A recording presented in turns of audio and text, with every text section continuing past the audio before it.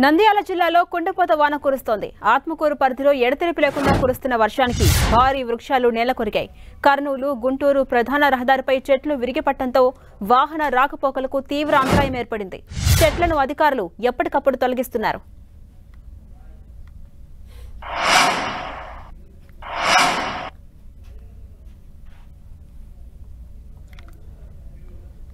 నంద్యాల జిల్లాలో కుండపోత వాన కురుస్తోంది. ఆత్మకూరు పరిధిలో ఎడతెరిపి లేకుండా కురుస్తున్న వర్షానికి భారీ వృక్షాలు నేలకొరిగాయి.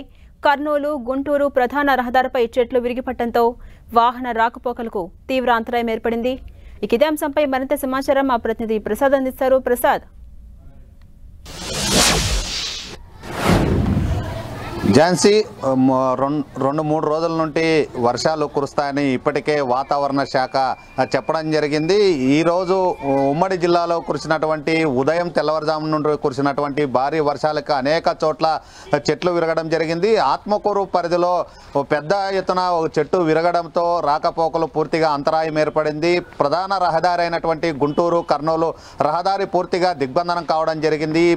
భారీ చెట్టు విరుగుపడడంతో అక్కడ ఉన్నటువంటి వాహనాలన్నీ మొత్తం పూర్తిగా నిలిచిపోవడం జరిగింది. దాదాపు గంట సేపు పైనే ట్రాఫిక్ జామ్ కావడం జరిగింది. అనేక మంది తీవ్ర ఇబ్బందులకు గురైన పరిస్థితి. దానికి సంబంధించి చెట్టును తొలగించేందుకు ఆత్మకూరు డిఎస్పీ రామంజీ నాయక్ అదేవిధంగా సిబ్బంది అక్కడికి చేరుకొని ఆ పొక్లేన్ ద్వారా ఆ చెట్టును తొలగించే ప్రయత్నం చేయడం జరిగింది. ఉదయం నుండి కురుస్తున్నటువంటి వర్షాలకు అనేక చోట్ల వాగులు, వంకలు పొంగి పొర్లుతున్న సందర్భం కనిపిస్తుంది. మంత్రాలయము, ఆదోని, కర్నూలు, ఎమ్మిగనూరు, అదేవిధంగా డోను, నంద్యాల, శ్రీశైలం నియోజకవర్గాల్లో ఉదయం నుండి వర్షం కురుస్తూ ఉండడంతో ప్రజలు తీవ్ర ఇబ్బందులకు గురవుతున్న పరిస్థితి కనిపిస్తూ ఉంది.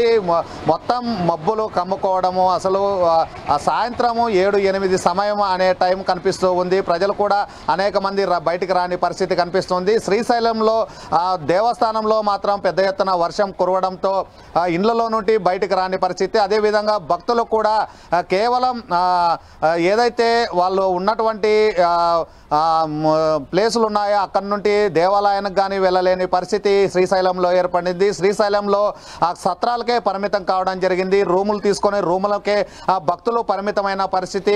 పెద్ద ఎత్తున వర్షం రావడంతో శ్రీశైలంలో కూడా భక్తులు బయటికి రాలేని పరిస్థితి కనిపిస్తూ ఉంది. మొత్తం ఉమ్మడి జిల్లాలో భారీ వర్షాలకు మాత్రం ప్రజలు తీవ్ర ఇబ్బందులకు గురవుతున్నారు. అనేక చోట్ల పాత మిద్దెలు కూలిపోవడం జరిగింది. అనేక గ్రామాల్లో ఇండ్లలోకి వర్షం నీరు చేరుకోవడం జరిగింది. అనేక మంది ఇబ్బందులకు గురవుతున్న సందర్భం కనిపిస్తుంది. ఇప్పటికే వాతావరణ శాఖ 3 రోజుల పాటు వర్షాలు ఉంటాయని చెప్పడంతో అధికార యంత్రాంగం కూడా అప్రమత్తం కావడం జరిగింది. ఎవరైతే వంకులు, వాగులు ఉంటాయో ఆ ప్రాంతాలకు సంబంధించిన ప్రజలు అప్రమత్తంగా ఉండాలా.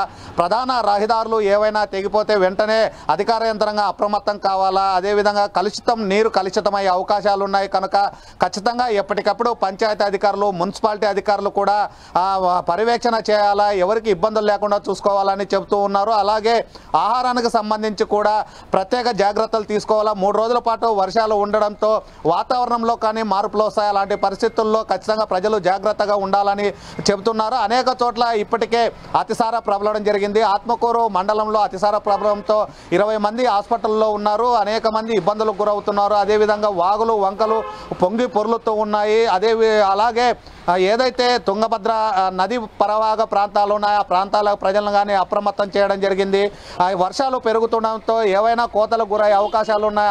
అందుకోసమే ప్రజలంతా అప్రమత్తంగా ఉండాలా. పాత మిద్దెల్లో ఎవరు ఉండకూడదు. రాత్రి సమయాల్లో నీరు చేరుకొని, నిమ్ము చేరుకొని మిద్దెలు పడిపోయే అవకాశాలు ఉన్నాయి కనుక ప్రజలు కానీ అప్రమత్తంగా ఉండాలని ఇప్పటికే అధికార యంత్రాంగాన్ని అప్రమత్తం చేయడం జరిగింది. రాష్ట్ర ముఖ్యమంత్రి కూడా చంద్రబాబు నాయుడు ప్రత్యేకంగా నంద్యాల, కర్నూలు జిల్లాకు సంబంధించిన జిల్లా కలెక్టర్తో టెలికాన్ఫరెన్స్ లో కానీ మాట్లాడడం జరిగింది. అప్రమత్తంగా ఉండాలా, ప్రజలకు ఇబ్బంది కలగకుండా ప్రత్యేకంగా చర్యలు తీసుకోవాలని కర్నూలు, నంద్యాల జిల్లా కలెక్టర్లని ఆదేశించడం జరిగింది. ఝాన్సీ, థాంక్యూ ప్రసాద్.